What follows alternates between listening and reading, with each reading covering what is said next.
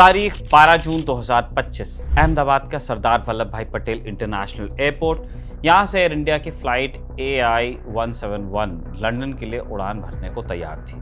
Jet था Boeing 7878 Dreamliner. इसमें 242 यात्री थे, 12 क्रू के लोग थे। गुजरात के पूर्व मुख्यमंत्री विजय रूपाणी भी इन्हीं में से एक थे। दोपहर 1:17 पर फ्लाइट ने रनवे से उड़ान भरी, लेकिन कुछ ही सेकंड्स के भीतर एक भयानक हादसा हो गया। विमान अहमदाबाद के मेघानी नगर इलाके में एक मेडिकल कॉलेज के हॉस्टल मेस पर जा गिरा। कैप्टन सुमित सबरवाल, जिनके पास 8,200 घंटों की उड़ान का तजुर्बा था, उन्होंने एक मेडे कॉल किया था। हादसे से पहले एक इमरजेंसी सिग्नल दिया, लेकिन इसके बाद ATC से विमान का कोई संपर्क हो ही नहीं पाया। पूरा विमान आग के गोले में तब्दील हो गया। चारों तरफ बस धुआं और मलबा था। अभी हम नहीं जानते कि AI-171 क्रैश कैसे हुआ। पायलट एरर था, एयर इंडिया के मेंटेनेंस में कोई चूक थी, या फिर प्लेन में ऐसी कोई दिक्कत थी जिसके पीछे बोइंग के खराब होते वर्क कल्चर का हाथ था, जैसा कि 737 MAX 8 के हादसों में खुलकर सामने आया। फिर भी सवालों की सुई बोइंग की तरफ घूम तो गई ही है। लोग जानना चाहते हैं कि बोइंग के कारखानों और बोर्ड रूम्स में जो गलतियां दशकों से दोहराई जा रही थी, उन पर कितना काम हुआ। प्लेन हादसे पहले भी होते थे, लेकिन जिस तरह अब हर हादसे के बाद बोइंग को शक की नज़र से देखा जाता है, चाहे मार्च 2022 में चाइना ईस्टर्न एयरलाइंस फ्लाइट 5735 का हादसा हो, या फिर जनवरी 2024 में जब अलास्का एयरलाइंस फ्लाइट 1282 का दरवाज़ा उड़ गया था बीच फ्लाइट में। इस तरह के हादसों के बाद बोइंग को सवालिया नज़रों से देखा जाता है। अहमदाबाद में हुए हादसे के बाद भी यही हो रहा है, क्योंकि कभी आसमान और अंतरिक्ष तक में बादशाहत रखने वाली बोइंग पर जो भरोसा था, वो बोइंग की ही करतूतों के चलते दरक चुका है। तो आज किस्से में बात इसी की कि बोइंग के बोर्ड रूम में ऐसा क्या चल रहा है कि उसकी फैक्ट्री से निकले प्लेन हादसों का दूसरा पर्याय बन गए हैं।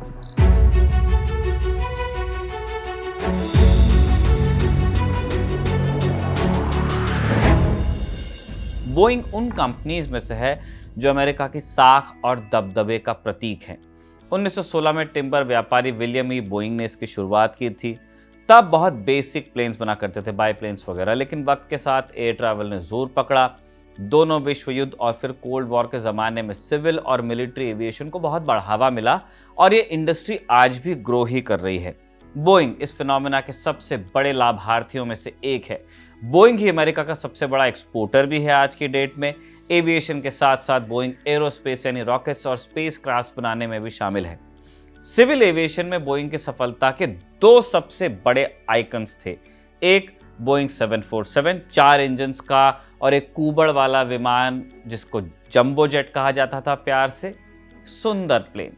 डोमेस्टिक रूट्स जैसे दिल्ली मुंबई, मुंबई नागपुर जैसी दूरियों को नापने में बोइंग की बादशाहत स्थापित की बोइंग के दूसरे आइकन ने 737। जितने लोग इस वीडियो को देख रहे हैं, उनमें से जो जहाज में कभी चढ़े हैं, बहुत संभावना है कि वो कम से कम एक बार इस मॉडल के जहाज में बैठे ही हों। ये विमान था ही इतना पॉपुलर, ये इतना अपग्रेड हुआ है कि आज डोमेस्टिक ही नहीं, लंबे लंबे इंटरनेशनल रूट्स पर भी इसका इस्तेमाल होता है और दशकों से हो रहा है। पैसेंजर जेट्स को दो चीज़ें पॉपुलर बनाती हैं। यात्री चाहते हैं कि सुरक्षित हों जेट्स और समय से मंजिल पर पहुंच जाएं, और एयरलाइंस चाहती हैं कि सुरक्षित भी हो, समय से मंजिल पर पहुंचे, प्लस लागत कम रहे। सबसे बड़ी चीज़ उनके लिए यही है। 737 इन दोनों शर्तों पर आधी सदी तक खरा उतरा। 1966 में बोइंग के पहले 737 ने उड़ान भरी। तब से लेकर अब तक 12,000 से ज़्यादा 737 वेरिएंट्स बिक चुके हैं। ये पृथ्वी पर सबसे सफल पैसेंजर जेट था, लेकिन बोइंग की कहानी में सबसे स्याह पन्ना भी 737 ही बना।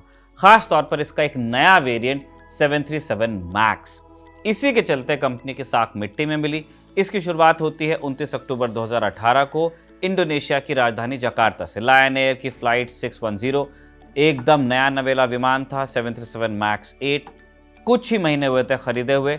सुबह के 6:20 पर इसने टेक ऑफ किया। अभी पहिए जमीन से उठे ही थे कि कैप्टन भव्य सुनेजा के हाथ में मौजूद कंट्रोल कॉलम कांपने लगा, यानी स्टिक शेक होने लगी। ये एक संभावित स्टॉल वार्निंग थी। स्टॉल उस स्थिति को कहते हैं जब जो जेट के विंग्स होते हैं वो हवा में उठने लायक लिफ्ट पैदा नहीं कर पाते। स्वाभाविक सी बात है कि अगर विमान को उसके पंख हवा में उठाए नहीं रखेंगे या वो लिफ्ट नहीं पैदा करेंगे तो वो धरती पर आने लगेगा, गिरने लगेगा। और यही फ्लाइट 610 के पायलट्स को उनके इंस्ट्रूमेंट्स बता रहे थे। पायलट हैरान परेशान कि क्या हो रहा है, प्लेन तो नया है। उन्हें नहीं पता था कि उनके जेट में एक नया सॉफ्टवेयर है MCAS यानी मैन्यूवरिंग कैरेक्टरिस्टिक्स ऑगमेंटेशन सिस्टम। ये सॉफ्टवेयर बोइंग ने 737 मैक्स में इसलिए डाला था ताकि इस नए जेट के लिए जो नए बड़े और फ्यूल एफिशिएंट इंजन्स लिए गए हैं उनके चलते उड़ान में आए बदलावों को डील किया जा सके। बात यह थी कि 737 हमने पहले भी बताया 60s विंटेज का डिजाइन है एसेंशियली। इसकी ऊंचाई जमीन से बहुत कम थी क्योंकि पहले एरो ब्रिजेस वगैरह का इतना कल्चर नहीं था। अतीत में समस्या नहीं थी क्योंकि इंजन्स भी छोटे छोटे ही होते थे, लेकिन जो मॉडर्न जेट इंजन्स होते हैं बहुत बड़े होते हैं और मैक्स में जो नया इंजन लगाया गया वो बहुत बड़ा था ताकि कम फ्यूल में ज़्यादा दूरी तय की जा सके। और एयरबस ने भी इन इंजन्स को यूज़ करना चालू कर दिया था। तो बोइंग को लग रहा था कि फ्यूल एफिशिएंसी वाली जो मार्जिन है उसके चलते लोग 737 को इग्नोर करने लगेंगे। एयरलाइंस की बात हो रही, इसलिए उन्होंने वही इंजन अपने इसमें लगाने की कोशिश की। दिक्कत ये थी कि इतना बड़ा इंजन लगाने के लिए 737 के पंखों के नीचे जगह नहीं थी। तो बोइंग के इंजीनियर्स ने इंजन को सामने की ओर उठा कर लगा दिया।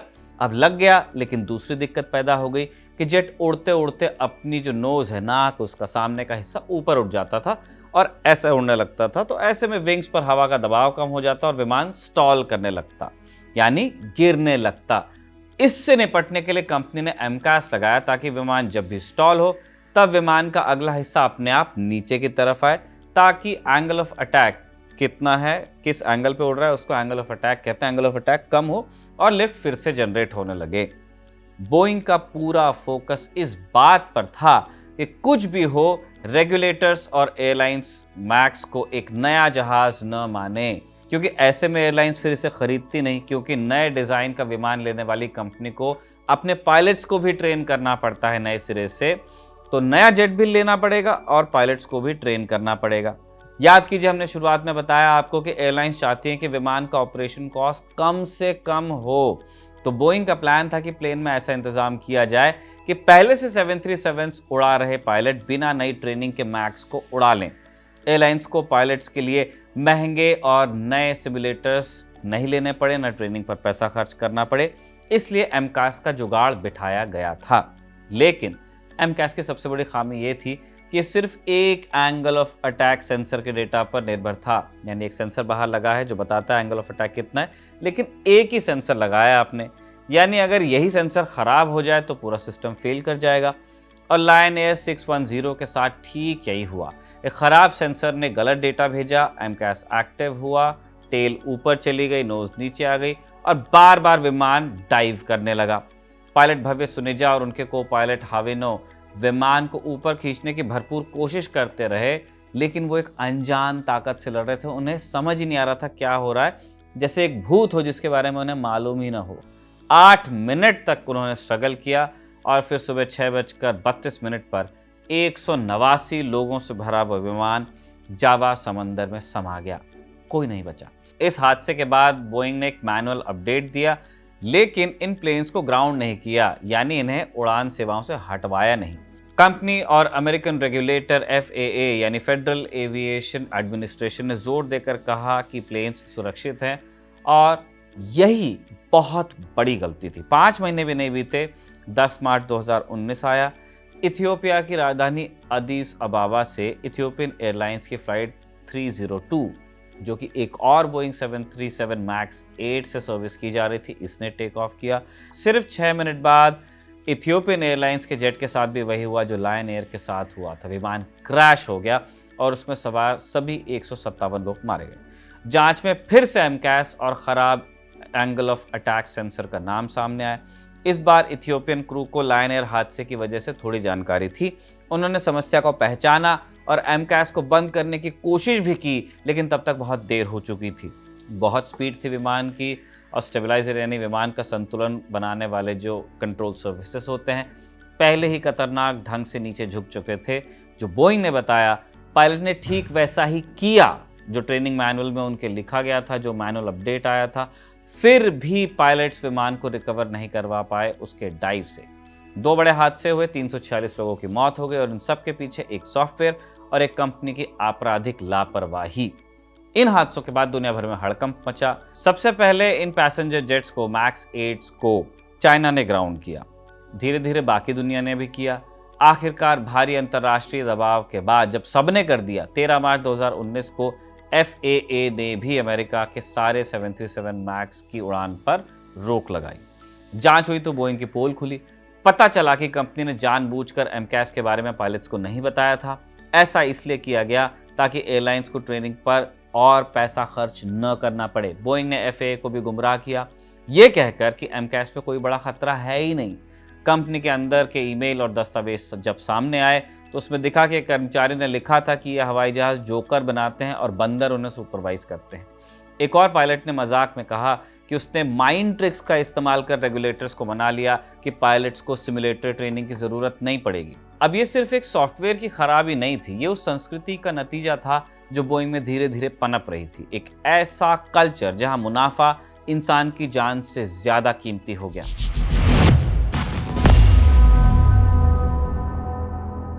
सेवन 737 मैक्स हादसों के बाद बोइंग ने दुनिया को यकीन दिलाने की बहुत कोशिश की कि उन्होंने गलती सुधार ली। सॉफ्टवेयर अपडेट किया गया, पायलट्स को ट्रेनिंग दी गई, एक और सेंसर आया एंगल ऑफ अटैक के लिए। सब कुछ चकाचक बताया बोइंग ने। कंपनी ने अपनी साख बचाने के लिए संघर्ष किया और फिर एक और घटना उसे फिर से सुर्खियों में ले आई, फिर से नेगेटिव लाइट में। इस बार दिक्कत सॉफ्टवेयर में नहीं बल्कि सीधे कंपनी के नट्स और बोल्ट्स में थी। तारीख थी 5 जनवरी 2024, जगह पोर्टलैंड, ओरेगॉन, US।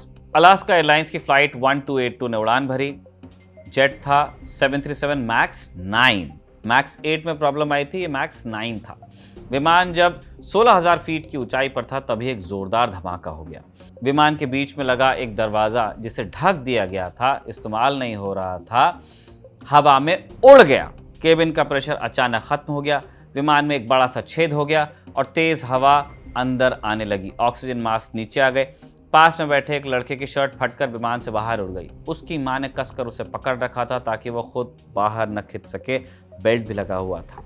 ये तो किस्मत थी कि उस छेद के ठीक बगल वाली 2 सीट्स 26A और 26B खाली थी, वरना एक बड़ा हादसा हो सकता था, जाने जा सकती थी।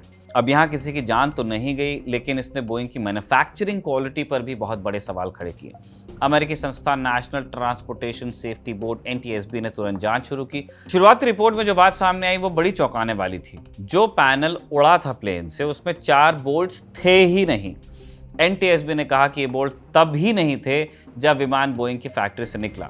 और गहराई से जांच हुई तो पता चला कि विमान की फ्यूजलाज या जो धड़ होता है, जो ट्यूब, जिस मेन ट्यूब में आप बैठते हैं, उससे बनाने वाले main supplier spirit arrow systems पहले बोइंग का हिस्सा थी, बाद में इसको हाइव ऑफ किया गया। उसके कर्मचारियों ने बोइंग की फैक्ट्री में कुछ रिवेट्स की मरम्मत के लिए उस डोर प्लग को खोला था, यानी उस दरवाजे को निकाला था।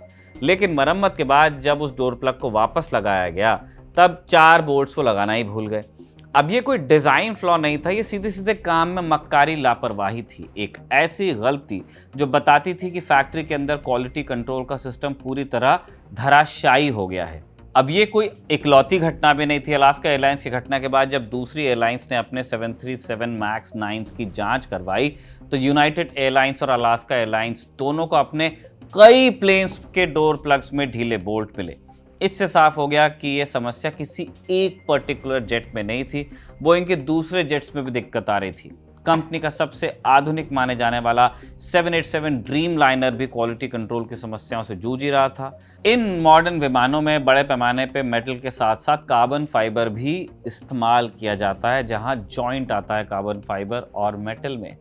इनके जोड़ों और फास्टर इंस्टॉलेशंस में भी गड़बड़ियां पाई गई। जिस तरह से फ्यूजलाज को जोड़ा गया था रिवेट्स के साथ, उसमें भी गड़बड़ी निकली। ये चंद घटनाएं नहीं थी सिर्फ, ये उस पैटर्न का हिस्सा था जिनके बारे में कंपनी के ही कई लोग सालों से चेतावनी दे रहे थे कि भैया ठीक कर लो, दिक्कत हो जाएगी। ये वो लोग थे जिन्हें हम विसल ब्लोअर कहते हैं। इनमें से एक थे सैम सेल्फोर। सैम बोइंग में क्वालिटी इंजीनियर थे। उन्होंने दुनिया के सामने आकर बोइंग के सबसे मॉडर्न जेट्स 787 ड्रीम लाइनर और 777 को बनाने में हो रही खतरनाक लापरवाहियों का खुलासा किया। साल्फर ने दावा किया कि साउथ कैरोलिना के प्लांट में कर्मचारी विमान की फ्यूजलाज के हिस्सों को जोड़ने के लिए उन पर एक्सेसिव फोर्स का इस्तेमाल कर रहे थे, जितना नहीं करना था उतना कर रहे थे। उन्होंने बताया कि इन हिस्सों के बीच जो छोटे छोटे गैप्स रह जा रहे थे उन्हें ठीक से नहीं भरा जा रहा था। सेल्फोन ने चेतावनी दी कि इन शॉर्टकट्स के कारण विमान का जो ढांचा है समय से ही पहले कमज़ोर पड़ सकता है और हवा में टूटकर भयानक हादसे का कारण बन सकता है। ये वैसे अहमदाबाद में हुआ है, ऐसा कहने का कारण अभी नहीं मिला है, वो विमान इंटैक्ट गिरा है। एनीवेज, हम सैम की बात पर लौटते हैं। सैम ने कंपनी के अंदर इन मुद्दों को उठाया तो मैनेजमेंट ने उनकी बात सुनने के बजाय उन्हें ही चुप कराने की कोशिश की। धमकियां मिली, मीटिंग्स के बाहर रखा गया और कहा गया कि भाई तुम चुप रहो। ऐसी ही कहानी जॉन बानेट की। बानेट ने 30 साल से ज़्यादा बोइंग में काम किया था और वो नॉर्थ चार्ल्सटन प्लांट में क्वालिटी कंट्रोल मैनेजर थे, जहां 787 ड्रीम लाइनर्स को असेंबल किया जाता है। 2019 में उन्होंने बीबीसी को बताया कि प्रोडक्शन टारगेट पूरा करने के प्रेशर में जो एम्प्लॉयज़ हैं जानबूझकर प्लेन्स में घटिया क्वालिटी के पार्ट्स लगा दे रहे हैं। उन्होंने ये भी खुलासा किया कि कबाड़ के डिब्बों से ख़राब पुर्जे निकालकर नए जेट्स में लगाए जा रहे थे ताकि प्रोडक्शन में देरी न हो। उनकी सबसे भयावह खोज इमरजेंसी ऑक्सीजन सिस्टम से जुड़ी थी। बानेट ने पाया कि इन सिस्टम्स के टेस्ट में 25% का फेलियर रेट था। इसका मतलब था कि इमरजेंसी में हवा में 4 में से 1 ऑक्सीजन मास्क काम नहीं करेगा। जब बानेट ने इन इश्यूज़ को मैनेजर्स के सामने उठाया तो कोई कार्रवाई नहीं हुई, उल्टा उन्हें ही हैरेस किया गया।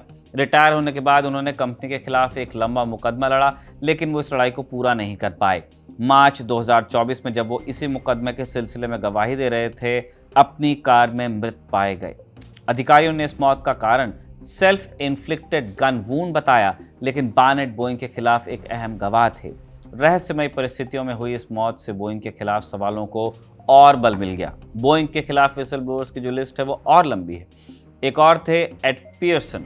पियर्सन कोई छोटे मोटे एम्प्लॉय नहीं थे, वो 737 की असेंबली लाइन पर एक सीनियर मैनेजर थे और नेवी में भी 30 साल रह चुके थे। उन्होंने अपनी आंखों से देखा था कि 737 मैक्स का प्रोडक्शन बढ़ाने के प्रेशर में फैक्ट्री का क्या हाल हो गया था। आधे अधूरे फ्यूजलाज पार्किंग लॉट में खड़े थे, कर्मचारी बेहिसाब ओवर टाइम कर रहे थे और क्वालिटी की समस्याओं की जो रिपोर्ट्स थी 30% बढ़ गई थी प्लांट्स में ही। जून 2018 में पियर्सन ने 737 फैक्ट्री के जनरल मैनेजर को ईमेल लिखा। उन्होंने लिखा कि सच कहूँ तो मेरे अंदर खतरे की सारी घंटियाँ बज रही हैं, अलार्म बेल्स। अपनी ज़िंदगी में पहली बार मुझे ये कहते हुए दुख हो रहा है कि मैं अपने परिवार को बोइंग के विमान में बिठाने से हिचकिचाऊंगा। जब एड पियर्सन ने मैनेजर से ये कहा कि फौज में तो इससे भी कम गंभीर सुरक्षा मुद्दों पर ऑपरेशन बंद कर दिया जाता है, जहाँ की कितना रिस्क वो एक्सेप्ट करते हैं, तो मैनेजर ने कहा कि हम ऐसा नहीं कर सकते। फौज कोई मुनाफा कमाने वाली संस्था थोड़ी है, लेकिन हमें तो बनाना है। दिसंबर 2023 में FAA ने एयरलाइन से नए 737 मैक्स विमानों के रडर कंट्रोल सिस्टम में एक संभावित ढीले बोल्ट की जांच करने को कहा। रडर पीछे टेल पे लगा होता है, जिससे विमान दिशा बदलता है। जनवरी 2020 में FAA ने बोइंग पर $5.4 मिलियन का जुर्माना लगाने का प्रस्ताव रखा, $54 लाख, क्योंकि कंपनी ने जानबूझकर लगभग 178 मैक्स में खराब स्लैट्स या आपके विंग्स पर लगे होते हैं एजेस पे, वो लगाए थे।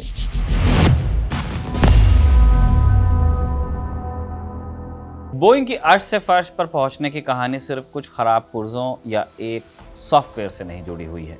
ये कहानी है एक पूरे कल्चर के खराब होने की, एक ऐसी कंपनी की जिसने अपनी आत्मा को मुनाफे के लिए बेच दिया। और इस कहानी की जड़ें बहुत गहरी हैं, जो 1997 के एक विलय यानी कि मर्जर तक जाती हैं। 1997 से पहले बोइंग की पहचान एक इंजीनियरिंग फर्म के रूप में थी। इंजीनियर्स का राज चलता था, एक ही मकसद था कि दुनिया का सबसे बेहतरीन और सबसे सेफ पैसेंजर जेट बनाना, या मिलिट्री एविएशन में अगर हैं तो फाइटर जेट्स बनाना या हेलीकॉप्टर्स बनाना। उन्हें द इनक्रेडिबल्स कहा जाता था इन इंजीनियर्स को। कंपनी के अंदर मजाक चलता था कि बोइंग में सिर्फ 2 तरह के लोग हैं, एक इंजीनियर्स और दूसरे बाकी सब। लेकिन फिर 1997 में बोइंग ने अपने सबसे बड़े कॉम्पिटिटर मैकडॉनल्ड डगलस को खरीदा। अब ये सिर्फ 2 कंपनियों का मिलना नहीं था, ये 2 अलग अलग संस्कृतियों का टकराव था। कई लोग ये भी कहते हैं मैकडॉनल्ड डगलस ने बोइंग के पैसे से बोइंग को खरीदा। बोइंग ने नहीं खरीदा था मैकडॉनल्ड डगलस को, इन्होंने ही ले लिया, क्योंकि इवेंचुअली चली उन्हीं लोगों की जो मैकडॉनल्ड डगलस से आए थे। एक फेडरल मीडिएटर यानी कि केंद्र सरकार द्वारा नियुक्त मीडिएटर ने बाद में इस मर्जर को कुछ इस तरह बयान किया कि जैसे हंटर किलर असैसिन्स की मुलाकात बॉय स्काउट से हो गई, बच्चों की मुलाकात हमलावरों हत्यारों से हो गई। मैकडॉनल्ड डगलस की संस्कृति पैसे और लागत में कटौती पर चलती थी। प्रॉपर कंपनी ऐसी कंपनी जिसको किसी से कोई नहीं पड़ी है, उसको चाहिए जेब में पैसा। मर्जर के बाद मैकडॉनल्ड डगलस के मैनेजर बोइंग में बड़े सीनियर पोजीशंस पर आए और धीरे धीरे उनकी सोच कंपनी पर हावी होने लगी। अब बोइंग में इंजीनियरिंग और सेफ्टी से ज्यादा जरूरी शेयर होल्डर वैल्यू और वित्तीय आंकड़े हो गए। कंपनी के नए बॉस जैसे हैरी स्टोनसफर और बाद में जिम मैकर्नी जीई यानी जनरल इलेक्ट्रिक के मशहूर सीईओ जैक वेल्च के शागिर्द थे। जैक का एक ही मंत्र था कि या तो अपनी इंडस्ट्री में नंबर 1 या 2 बन जाओ या उस बिजनेस को बंद कर दो। उन्होंने कर्मचारियों की छटनी और लागत में कटौती को एक आर्ट में बता दिया था। यही फिलॉसफी फिर बोइंग में भी लागू हुई। पीटर रॉबिन्सन अपनी किताब फ्लाइंग ब्लाइंड में लिखते हैं कि अब बोइंग में नए जेट्स पर पैसा लगाने के बजाय कंपनी अपने ही शेयर्स बायबैक करने में पैसा लगाने लगी। 737 मैक्स के डेवलपमेंट के दौरान 2013 से 2018 के बीच बोइंग ने स्टॉक बायबैक यानी कंपनी जब खुद का ही शेयर खरीदती है मार्केट से, $40 बिलियन से ज़्यादा खर्च किए, जबकि नए जेट्स के विकास पर खर्च लगातार कम हुआ। इसी नए कल्चर ने एक ऐसे माहौल को जन्म दिया जहां कर्मचारियों पर कम समय में ज़्यादा काम करने का दबाव था। 737 मैक्स का डेवलपमेंट इसका सबसे बड़ा उदाहरण है। एयरबस से मुकाबला करने के लिए बोइंग के अधिकारियों ने एक नया विमान डिज़ाइन करने के बजाय मौजूदा जेट, आधी सदी पुराना जेट 737, उसको ही अपडेट करने का फैसला किया। इंजीनियर्स पर बहुत कम टाइम में काम पूरा करने का दबाव डाला गया। नतीजा हुआ कि सेफ्टी और क्वालिटी जैसी चीज़ें पीछे छूट गईं। बोइंग की इस अंदरूनी सड़न को और बढ़ावा दिया अमेरिका के regulator federal aviation administration FAA ने। FAA, जिसकी जिम्मेदारी हवाई सुरक्षा को सुनिश्चित करना है, एक कैप्चर्ड एजेंसी बनकर रह गई थी। उसने अपने कई अधिकार खुद बोइंग को ही सौंप दिए थे। एक प्रोग्राम था ऑर्गेनाइजेशन डेजिग्नेशन ऑथराइजेशन यानी ODA। इसके तहत FAA ने विमान को सर्टिफाई करने का बहुत सारा काम बोइंग के ही एम्प्लॉयज़ को दे दिया, यानी मुजरिम ही मुंसिफ बन गया।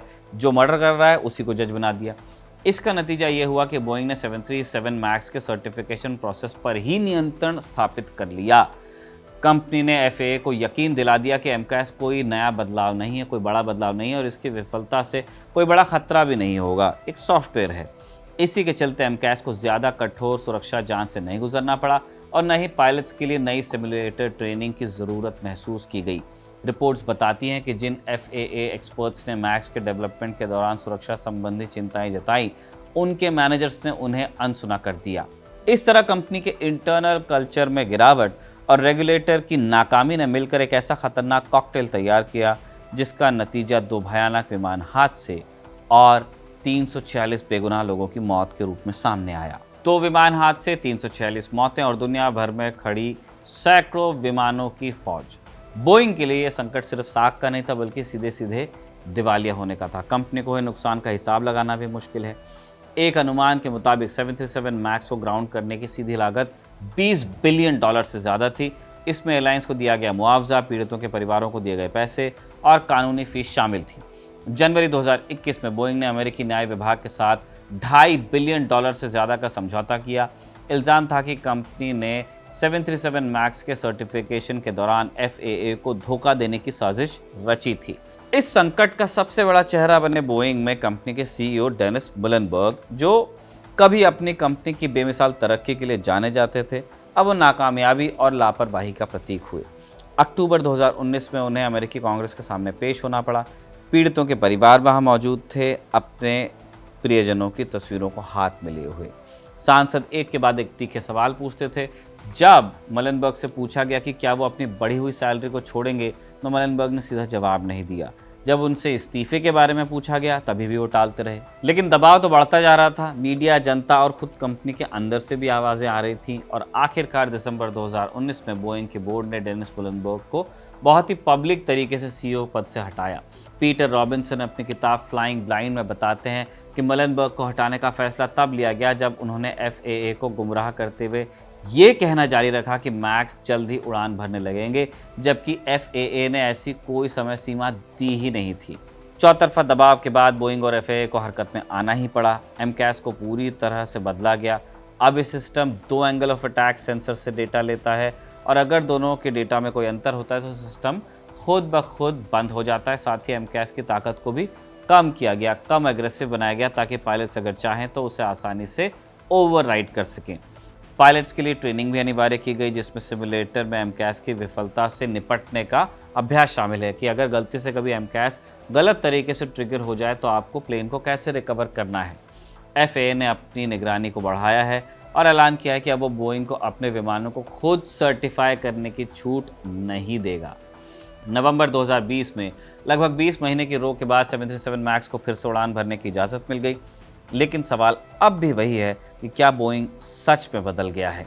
क्या कंपनी ने अपनी गलतियों से कोई सबक सीखा है? अहमदाबाद हादसे के बाद बोइंग एक बार फिर से सवालों के घेरे में ही है। कंपनी के नए CEO डेविड कैल्होन के नेतृत्व में सुरक्षा संस्कृति को बेहतर बनाने के कई वादे किए गए थे, लेकिन कई विशेषज्ञ मानते हैं असली बदलाव बोइंग में तभी आएगा जब अपने पुराने कल्चर पर वो लौटेगी, जब इंजीनियर्स की आवाज़ को मैनेजर्स और फाइनेंस वालों की आवाज़ से ज़्यादा तवज्जो दी जाएगी। बोइंग की कहानी एक सबक है। ये बताती है कि कैसे कुछ गलत फैसले, मुनाफे का लालच और एक जहरीली कॉरपोरेट संस्कृति दुनिया की सबसे बड़ी कंपनीज में से एक को भी घुटनों पर ला सकती है। यह इस बात की भी याद दिलाती है कि किसी भी मशीन की अंतिम सुरक्षा सिर्फ उसके पुर्जों या सॉफ्टवेयर में नहीं, बल्कि उसे बनाने वाले लोगों की नीयत और उसूलों में होती है। इसी के साथ किस्सा का यह एपिसोड कंक्लूड होता है। हम अहमदाबाद हादसे में मारे गए सभी लोगों के परिजनों के प्रति अपनी संवेदना व्यक्त करते हैं खबरगांव परिवार की तरफ से। किस्सा का यह एपिसोड आपके लिए कमल ने लिखा था और इरशाद ने इसे रिकॉर्ड किया था।